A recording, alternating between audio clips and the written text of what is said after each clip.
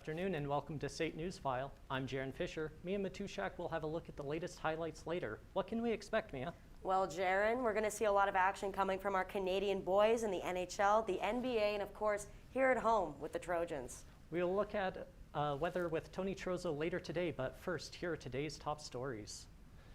Local businesses continue to take the brunt of public health restrictions as the COVID-19 pandemic continues. Limits are being placed on the number of people that can enter establishments such as restaurants and recreational facilities. Owners of these businesses face difficulties keeping the businesses running.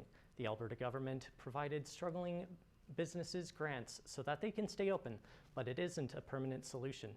Suhaib Yusuf has more.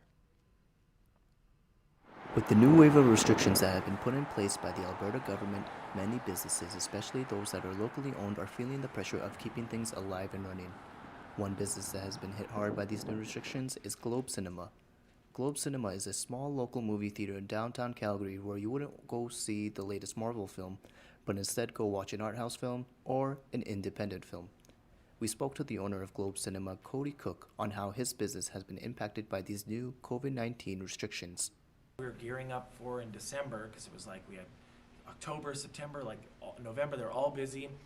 And then we had all this stuff geared up for in December and then the lockdown again, so we had to shut down. And now because it was December, now it's like halfway through April and we're still closed with no signs of reopening. It's really affected us because we're a community-run, community-like supported business.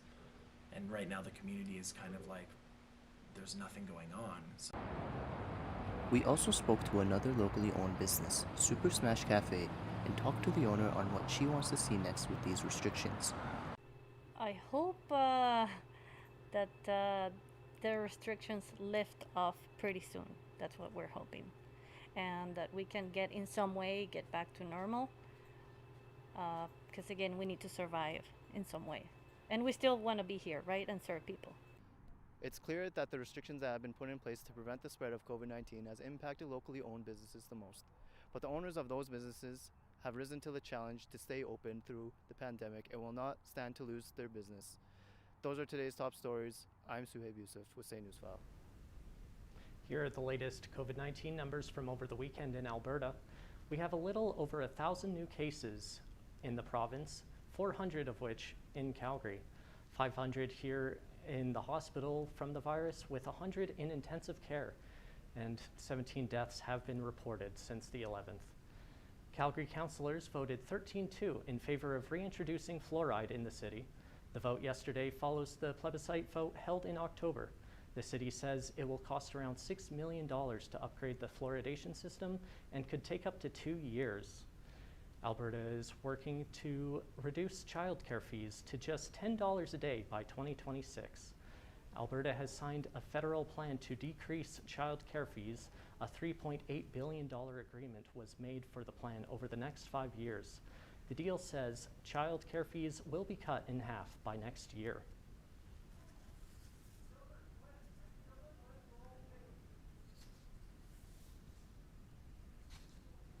Today with Premier Kenney and the Government of Alberta to demonstrate that on the things that matter most to citizens, on the things that matter to the people that we serve, we can get big things done.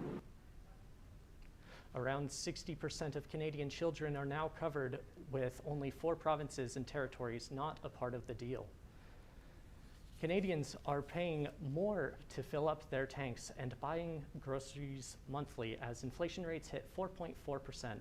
Melissa Nolasco is live in the newsroom. Melissa, how expensive are the items in the market right now? Well, prices have definitely gone up, Jaron. Statistics Canada reported the overall inflation last month has been the highest record for the past 18 years, reaching 4.4%. Most of the price hike is due to the rising cost of gasoline, where Albertans are paying 32.8% more to fill up their cars last month compared to last year's. Meat have increased to 9.5%, while other food items went up to 4%. The pandemic has played a role in the sudden price surge as there are delays in supply, higher demand, and lesser workforce, increasing employee costs while the economy is recovering. Because lots of people right now is going out, getting back to work, and then they're getting their their needs really high. So because step by step right now we're opening our economy, so that's the reason why there's an inflation. Stats Canada also released city-specific inflation rate where Calgary is down to 4.2% from 4.9 last August. Prices aren't going to drop anytime soon, so Calgarians should expect to spend more in the next few months. Back to you, Jaren. Thanks, Melissa. Looks like we need to lessen our car rides and maximize our groceries for the meantime. That's Melissa Nolasco, live from the newsroom. Calgary joins over 500 municipalities in Canada declaring a climate emergency. Mayor Jody Gondek motioned to declare a climate emergency in Calgary on Monday. The council voted 13-2 in favor of declaring the emergency. Businesses now need plans to reduce emissions and to say the city can support this by supporting new technologies and reinvigorating downtown. Calgary is aiming for net zero emissions by 2050. Those are today's top stories. We'll have the forecast after the break. But first, Tony, what's the weather like?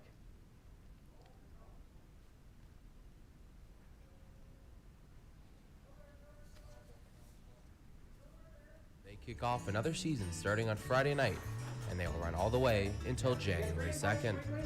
Everyone's favorite country singer George Canyon is in town and getting ready to perform this Saturday night. He'll be performing some Christmas tunes at the Deerfoot Inn Casino at 9 p.m.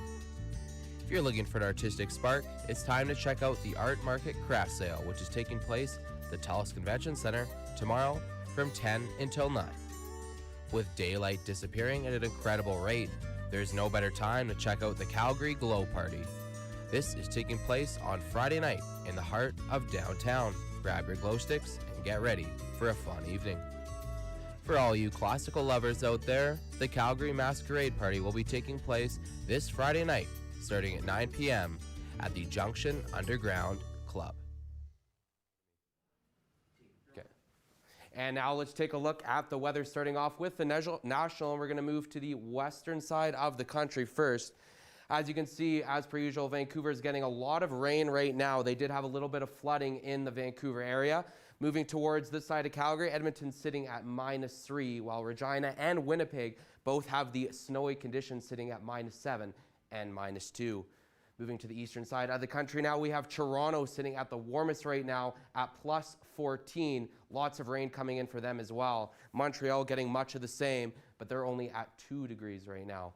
Moving towards the Maritimes now, Halifax is a gorgeous day right now at 3 degrees and sunny, while St. John's is at 4. Now let's take a look at the resorts down south. It's certainly a great time to be down south. Palm Springs is sitting at a comfortable 30, while Barbados is sitting at a modest 27. Both Cancun and Honolulu are currently very humid and are expecting thunderstorms later today, while Orlando is sitting at 27 and Las Vegas a little bit cooler at 22. Now taking a look at Calgary today, I think we all wish we were down south right now. Looking outside, it's 0 degrees right now. It is sunny, although it is very cold, and you expect that much of the next week or so. We do have a wind warning in effect as well here in the city of Calgary. Currently, it is 48-kilometer winds moving in right now. We're going to take a look at the rest of the province now here in Alberta. Fort McMurray is the coldest right now, sitting at -7. As you start to move a little bit farther south, you do get some of the warmer conditions as well. The warmest right now that we can see is all the way down south in Lethbridge, and it's only 1 degree there. So you can see most of the central part of Alberta right now sitting between that -3 and 0 degree mark. We're going to now take a look at the 5-day forecast here in Calgary. Tonight you can expect a low of -6, and same as tomorrow with the high being 4. Saturday you will see some snow. Stay tuned after the break where we'll head to some sports with Mia.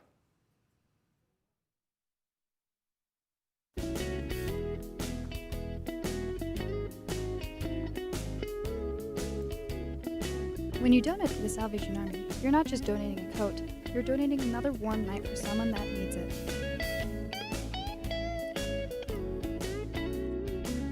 When you donate to the Salvation Army, you're giving someone hope.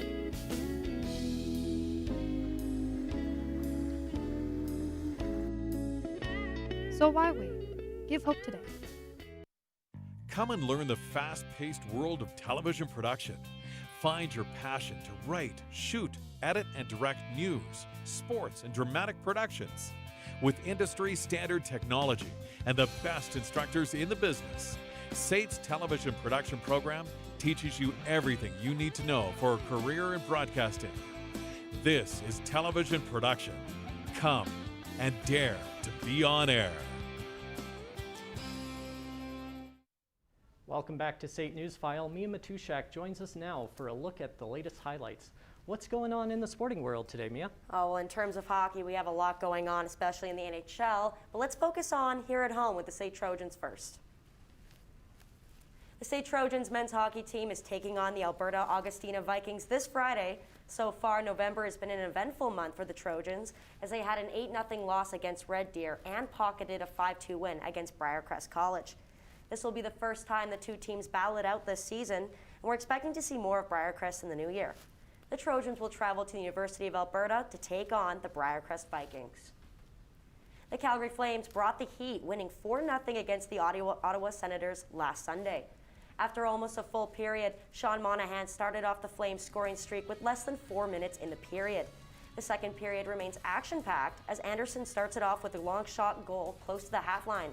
Not even 5 minutes later, Matthew Tkachuk scores a sneaky power play goal, leaving the Flames at a 3-0 lead. Zadorov seals the deal with the Calgary Flames' final goal 2 minutes into the third period, bringing the final score to 4-0 for the Flames. Although the Flames dominated, Senators goalie Forsberg held his ground, saving 29 of 33 shots on net. The Calgary Flames are rematching the Philadelphia Flyers Tuesday night after leaving them last with a 4-0 win. 4 Canadian NHL teams are playing this evening. Flames fans are fired up as they prepare to battle the Flyers again, after winning 4-0 last game. The Toronto Maple Leafs are taking on the Nashville Predators and are looking for their 4th straight win. The Montreal Canadiens are preparing to battle the New York Rangers, this pairing last happening exactly a month ago. And later tonight, we have a Canadian clash between the host Winnipeg Jets and visiting Edmonton Oilers. The Calgary Hitmen are expected to go against the Red Deer Rebels this Friday. Currently, Calgary is on a 2-game winning streak and is hoping to make this one their third. Halloween night had been the last time the Hitmen and the Rebels battled on the ice, the final score being 3-2 for the Rebels. The game will be hosted at PV Mart Centrium in Red Deer. The Toronto Raptors faced a loss yesterday against the Portland Trail Blazers with a close final score of 113-118. The Raptors carried the first quarter with a 33-24 lead, demonstrating a great defensive game. The tables began to turn into second as the Trailblazers caught up and overcame, ending the quarter with a close 60-61. The teams continued to battle head-to-head into third with the score tied at 85. The fight was intense, but the Trailblazers came out on top in fourth, finalizing the score at 113-118. Toronto will rematch the Trailblazers in the new year on January 23rd, and the Raptors will take on Utah Jazz next this Thursday. The Toronto Blue Jays are locking pitcher Jose Berrios in a long-term deal. A team source says the two sides have agreed to a 7-year extension worth $131 million. Berrios was 12-9 last season with a 3.52 run average. The 27-year-old was acquired by Jays in a midseason deal with Minnesota. He was due to become an unrestricted free agent after the 2022 season. And that's a look at sports. Thanks. That's it for news and sports today. Thanks so much. I'm Jaron Fisher. And I'm Mia Matushak. Thanks for watching SAIT News File.